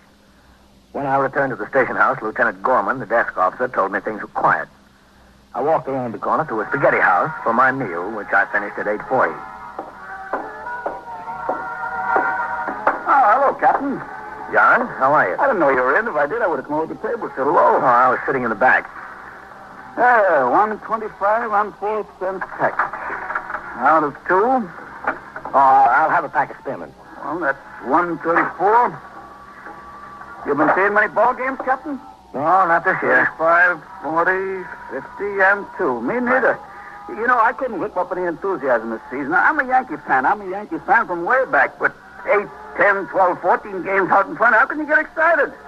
Just the point where they're the whole league. Yeah, it's got to be close to be interesting. But at least the series might be interesting. Who do you pick? I think the Brooks will take them. You do? They never have yet. Well, that's some ball club. Well, yeah, they look like a ball club in their league, but wait till they get up against some competition. Well, wait, I'll walk out with you. I want to get a paper. Ralph, keep your eye on the front, huh? I just want to take a look at the box scores. They clinched the pennant, you know, but there's no harm in checking on the batting averages. Yeah. You going to see any of the series games, Captain? It's a little bit too rich for my blood. Yeah, that's $10 a reserve seat routine. That's a little rich for anybody's blood. Yeah. Look at that fellow. He's turning a fire alarm. Hey, you. Hold up there. Wait a minute. You, wait a minute. I'm not going anyplace. Where's the fire? There isn't any fire. What'd you pull the hook for? Because I wanted it. Where's the fire, Captain? There isn't any fire. I'm a police officer. What's your name? Ryder, Hal Bryan. Don't you know it's a criminal offense to turn in a false alarm? I know it's a criminal offense. Captain, you want me to run around the station house? You want to get some help? He doesn't need any help. No, John, they'll be here. Don't worry about it. Why'd you pull the hook? Come on, look at me. Talk to me. Why'd you pull the hook? Because I want to go to jail, that's why. I want to go to jail. You will, mister. You can count on it. The essential factors in fighting a fire are the promptness of discovery and the speed at which firemen arrive on the scene. But speed has its hazards. As many or more firemen are killed and injured in accidents occurring while responding to alarms as in the course of fires themselves. During the last calendar year, there were 13,981 false alarms in the city of New York. And to each of these, no less than 4 pieces of fire department apparatus and 2 police cars responded. In this case, the offender, Hal Bryan, made no excuses, nor would he offer any reason for his act. He was questioned for some minutes on the street by myself, by other police officers on the scene, and by the fire captain in command of the apparatus which responded. After the fire apparatus left, he was taken around the corner to the precinct house, where, as arresting officer, I booked him in. How do you spell that? B-R-I-D-E-R. Any middle initial? E. Hal E. Bryan. How old are you? 21. Where do you live? I live at 734 East 81st Street. What apartment number? 2B. Bond is $500. Can be posted with me. What do you mean, bond? Bail. If you can get somebody to post $500 bail, you don't have to appear until he comes up in court. Otherwise, we'll have to hold you. I want to be held. I don't want any bail. Now, look, son, this isn't doing you any good. You must have had a reason for pulling that hook. Now, tell us about it. I don't want to talk about it. Just lock me up. Well, that'll come soon enough. How many other false alarms did you turn in? None. This is the only one. What was it? Just an impulse? No, it wasn't an impulse. I thought about it. I thought about it a long time. Look, that's my office across there. Go in there and sit down. I'll be in a minute. Why? I want to talk to you, that's why. I've got nothing to say. I just want to be locked up. Go in there and sit down. Yes. And I don't want to talk. I don't want to talk to anybody. That's an odd one, Captain. Yeah, sure is. You want to take this pinch yourself, Captain? You'll have to go to court in the morning. No, that's all right. Well, what's the matter with that guy, Captain? Maybe he likes to hear sirens. They give him a boot. Do you see his eyes? Looks like a user to me. He did it that, didn't he? I know he's a user. I wanted him to tell me. What's his idea? What could he get by turning in a false alarm? Well, what could he get besides a little time on Rikers Island? I'll be in my office, Lieutenant. Yes, sir. All right, Hal. I want you to tell me what the trouble is. I've got no trouble. Haven't you? Stand up. Why? I said stand up. Yes, sir. Take your coat off. Why? Is that the only thing you know? Why? Take it off. Yes, sir. Put it on that chair there. Roll up your sleeve. Oh, what are you trying to find out that you don't already know? Let me see your arm. How long have you been on the habit, Hal? Long enough. All right. Sit down. Why'd you pull the hook on that firebox? It's a long story. You wouldn't be interested. Well, who said I wouldn't? Well, I'm not interested. Look, you locked me up. I don't feel like talking to anybody. I'm beginning to feel lousy. I feel terrible. Are you married? No, I'm not married. You live on 81st Street there all by yourself? Yes, all by myself. You have any family? What's this got to do with my family? Where are I they? don't have any family. When did you shoot up last? What difference does it make? When? Yesterday morning, not since then. Who's your connection, Hal? I've got no connection. You must have been getting it someplace. Where? I don't know anything. If you don't know anything, Hal, we'll teach you a lot around here. Who are you calling? 21st Precinct, Sergeant Klein. Sergeant, ring upstairs to the detective squad and see if you can locate Lieutenant King. Yes. And ask him to come into my office for a minute, will you? Yes, sir, Captain. What do you need him for? If you're a narcotics user, Hal, it's his job to find out who sold it to you. Why'd you pull that fire alarm? I don't think you'd understand. Maybe I would. Why don't you try me? I told you it was a long story. It's cold in here, you know that? It's awfully cold in here. Now, I'm beginning to feel terrible, really terrible. I'm sick. Put your coat on. Yeah, thanks. That ought to help a little. You work, Hal? You got a job? Yes, I did have. I did have until the day before yesterday. What happened? I got fired. Why? Why do you think? How'd you get the habit? You should have known better than that. You look like an intelligent boy. I'm very intelligent. Top 10 in my class. A big deal. How'd you get hooked? Well, it was this girl. What's her name? It doesn't have anything to do with it. I thought I could kick the habit anytime. First it was just once in a while and maybe 2 or 3 times a week, and then it got to be a regular fix every day. Every day. Where is this girl? I don't know where she is. I lost track of her someplace down the line. I don't know what happened to her. I haven't seen her in 5, 6 weeks, a couple of months. Listen, I gotta loosen my tie, Captain. It's getting awfully warm in here. You don't mind if I loosen my tie? No? Go right ahead. Thanks. But I was buying 2, 3, 4 caps a day. See, I had a good job, but it was beginning to cost me $40, $50, $60 a week to support the habit. It was too much. It was way too much, and it was getting so I couldn't get halfway through the day. I imagine you couldn't. And when they fired me, there I was with no money, owing everybody, not a chance in the world to get another job, and it kind of brought me to my senses. Did it? So I told myself, Hal, you're going to kick the habit. You're going to kick it right now. So I went home. You know what I did? What? Well, I went to the drawer and I got the works. You know, the needle and the cotton and everything. Mm-hmm. Well, you know what I did with them? I broke them up and I threw them down the toilet. I said, Hal, that's all, boy. You're through. That's all. So I started to sweat it out. I stayed around the house. I didn't leave. And then I started to dry up. Just dry up. This cold turkey is awful. You know how sick I got. I told myself I was going to sweat it out, and I was sweating, too. I really was. Anyway, I had a bottle of whiskey there. I thought maybe that would help, get me over the hump, so I soaked it down. And I soaked it down. Anyway, I got stinking passed out drunk. I just passed... Listen, is there a window open, Captain? There's an awful draft in here somewhere. No window open. Well, I don't know. Maybe it's just my imagination. I guess I'm just getting sick again. Anyway, I flopped down on the bed, and it was 11:30 in the morning before I woke up, and I wasn't feeling too sick, so I said, Hal, maybe you're over the hump. Maybe you're there. Well, didn't you eat anything? No, I wasn't hungry. I wasn't hungry at all. I just would get into one chair, and I moved to the next one, and I'd take my shoes off, and I put them back on, but I was going to sweat it out. I made up my mind I was going to sweat it out. But you didn't. No, I didn't, I shot up about 8:30 last night. Well, that was last night. What about today? Well, I didn't give up the idea of kicking the habit. I figured I'd make it because it cost me my last $6 for the 3 caps the night before. See, I didn't have a cent left, so... Well, anyway, I didn't care how sick I got. I really stuck it out. I really stuck it out until about 8 o'clock. And then I thought I'd better go out and get some air. See, that's what I needed, some air. So I went down the street and I started walking, and it was getting worse all the time. It was just worse and worse. And I walked by where my connection hangs out. I just walked by. See, I didn't even stop. You didn't have the money. Well, that's true, but I went right by him anyway. See, I was feeling terrible. It was real bad. And I walked down the street and I saw this car. And you know, it was in the back seat. There was a fur coat. And all kinds of things kept going through my head. Hal, get the coat, put it in soak, get money for a fix. Well, you know, I walked around the block 3 times past that car, and the last time I stopped, and I was just about to open the door, see, and I stopped, and I said, Hal, what's the matter with you? You know what you're doing? This is what you said wouldn't happen to you. You're not going to be a thief like everybody else on the habit, so I just walked some more, and I thought, Hal, if you're in jail, it's cold turkey, and there's no questions asked. So you pulled the hook on the fire alarm? Yeah, that's right, I pulled the hook. To get in jail? Yes, sir, to get in jail. Well, Hal, that's the only thing you were right about. Stairs together to wait arrival of detectives from the narcotics squad who would interrogate the boy in an attempt to learn his source of the drugs. At 9:30, a car came by the precinct house and took me down to 86th Street and York Avenue, where one of the candidates for mayor in the forthcoming election was speaking to a rally. The crowd was neither large nor disorderly. After the rally broke up, I resumed patrol of the precinct.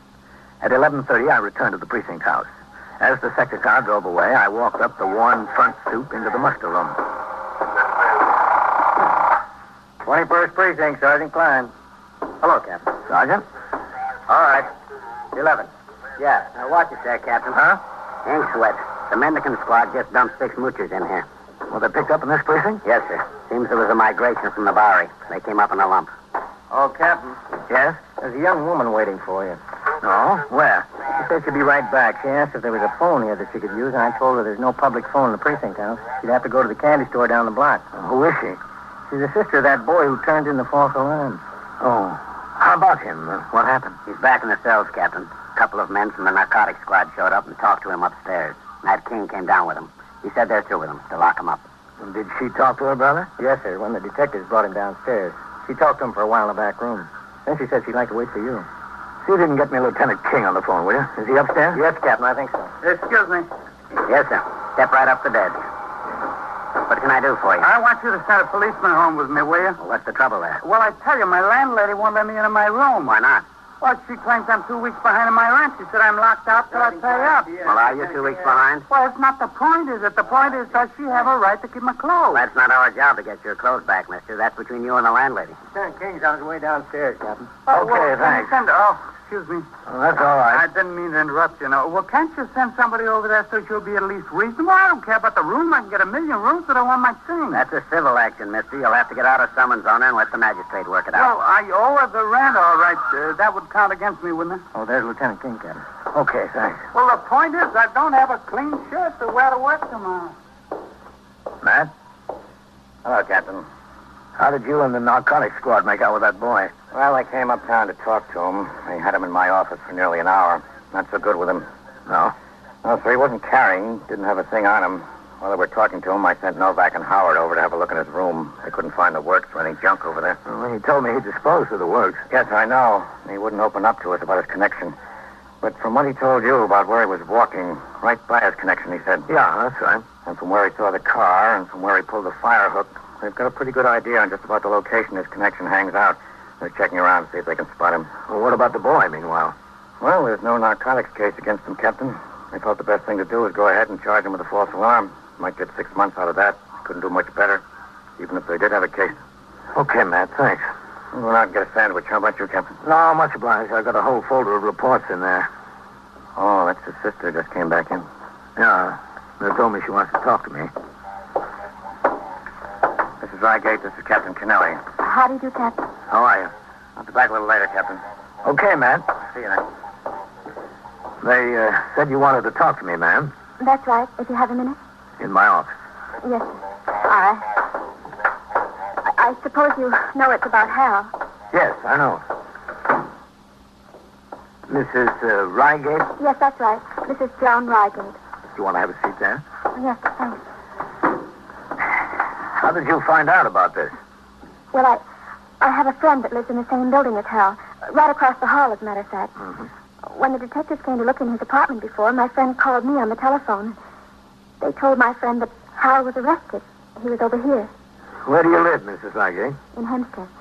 You know, Long Island. Mm-hmm. Well, my husband stayed with the children, and I took the car and drove on in. I don't know what I could do, but I came anyway. Did you know your brother was a narcotics addict? No, I didn't. Not until tonight.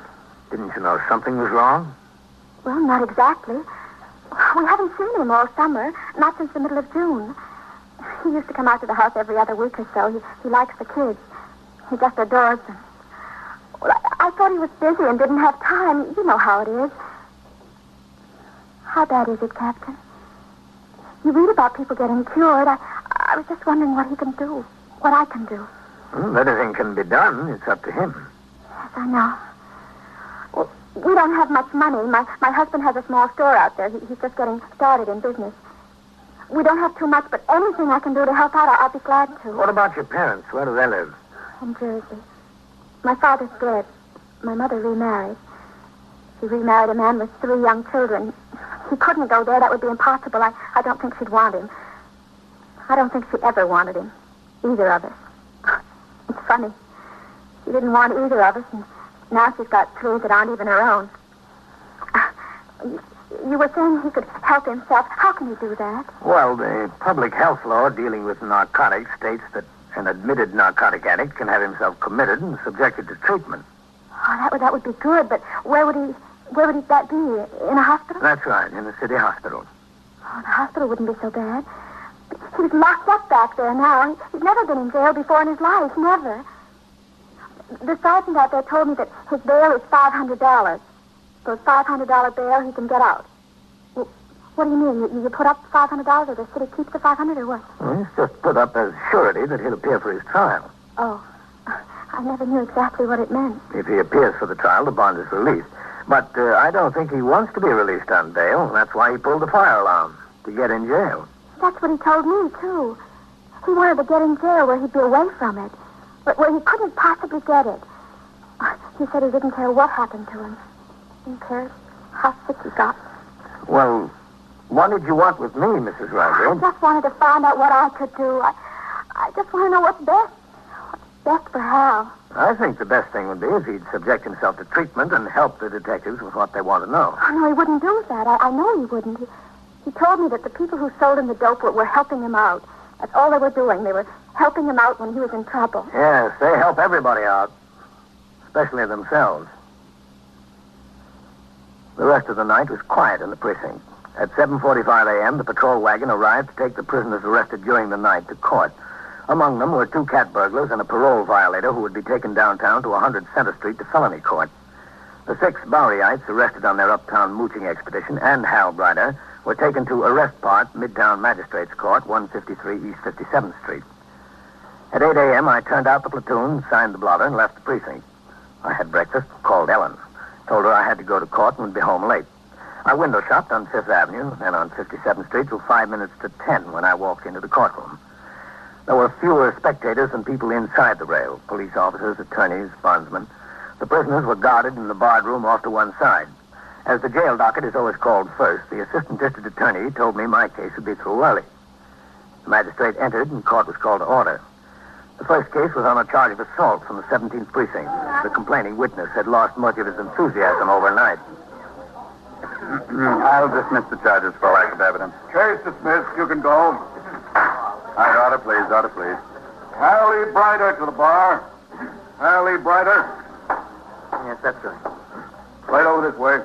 Is the arresting officer in court? Captain Kennelly? Is Captain Kennelly in court? Yes, I'm here. Hallie Brider, you are charged with violation of Section 1424 of the Penal Law. Are you represented by counsel, young man? Sir, I don't need a lawyer. I'm guilty, Your Honor. I can't take your plea here. All I can do is set bail and bind you over to special sessions. Your Honor. Yes, Captain. This man is a narcotics addict. He admitted it to me. I think the district attorney would be willing to go along with a suspended sentence if he'd allow himself to be committed for treatment. Is that so, young man? No, sir, I'm all right. I don't need treatment. I don't want it. Now, look, boy, get some sense, will you? Look, there's only one place to kick it. That's jail. That's where. If you think that's I easy- know it's not easy. You think I'm having an easy time now? I'm sick now. I'm sick already. I can't commit him, Captain, not unless he makes a voluntary application. Yes, I know, Your Well, Honor. I'm not going to volunteer. Bail on the charge is set at $500. Remand for special sessions. This way. All right. Just this way, through that door. Bernard J. Bexel. Bernard J. Bexel to the bar. As a result of his failure to make the $500 bond, Hal Brider was taken to the Tombs to wait his trial in Special Sessions Court on charges of turning in a false alarm. Before I left, I stopped in the detention pen to talk to him. He was convinced that the answer was to sweat it out in jail. Cold turkey, as he called it. Symptoms typical of the withdrawal from narcotics had overtaken him. His eyes were watery. His head hurt. He was alternately hot and cold. He was genuinely ill, but he was determined. I left the court building and got a subway for home, not due back on the job until 8 the following morning. When I got to the precinct house the next day, I signed the blotter and turned out the platoon for the day tour. There was a teletype communication addressed to all precinct, division, and borough commanders to report in the lineup room at police headquarters, 240 Center Street, at 10 o'clock that morning. The meeting concerned police assignments in connection with the registration of voters and the subsequent election of city officers. The meeting lasted until 12:15. On the way uptown, just as we were entering the 21st, a signal 32 came over the air. The address, 734 East 81st Street, ambulance responding. I told my operator to make the run. When we pulled into the block, I saw the two Spectre's car, the sergeant's car, and the ESD car were on the job.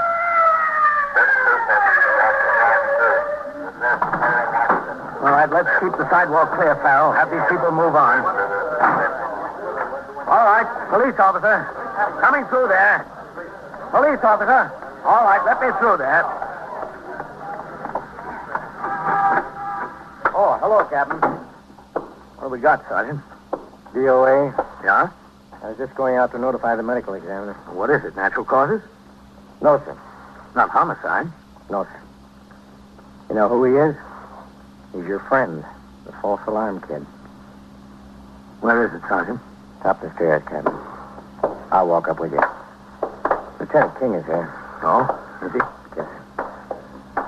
How did it happen? Lieutenant King says it looks like an overdose. There was a hypodermic needle and 4 or 5 empty capsules around. How did he get out of jail? I thought he was going to sweat it out there. And my sister's here. She told me she won his bonds. Oh. Right in there, Captain. He's in there. She went down to visit him at the Tombs yesterday afternoon. She paid a bondsman $25. He got out last night. In there.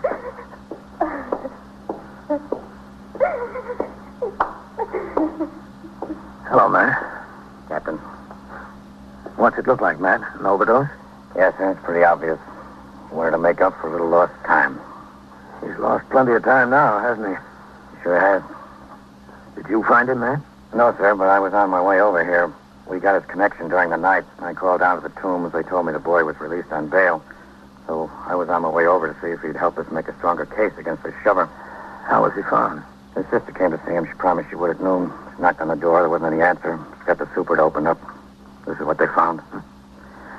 He wanted to kick the habit. Seems like the habit kicked him.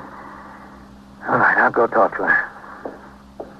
You better notify the ME, Sergeant. Yes.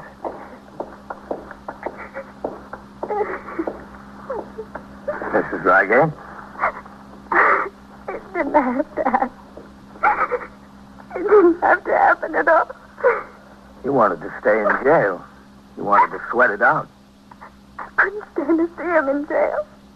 Not Hal. I just couldn't stand to see Hal in jail. I got a bondsman and I got him out. He didn't want to come out. He didn't want to leave. But I talked him into it. My fault. Oh, my fault. I know it. But if you got him out, why did you leave him alone last night? Well, he said he'd be all right. And I have my children and my husband. He said he'd be fine. He told me he was going to kick the habit. He said he'd never touch this stuff again. He won't. He's kicked the habit. He's kicked it for good.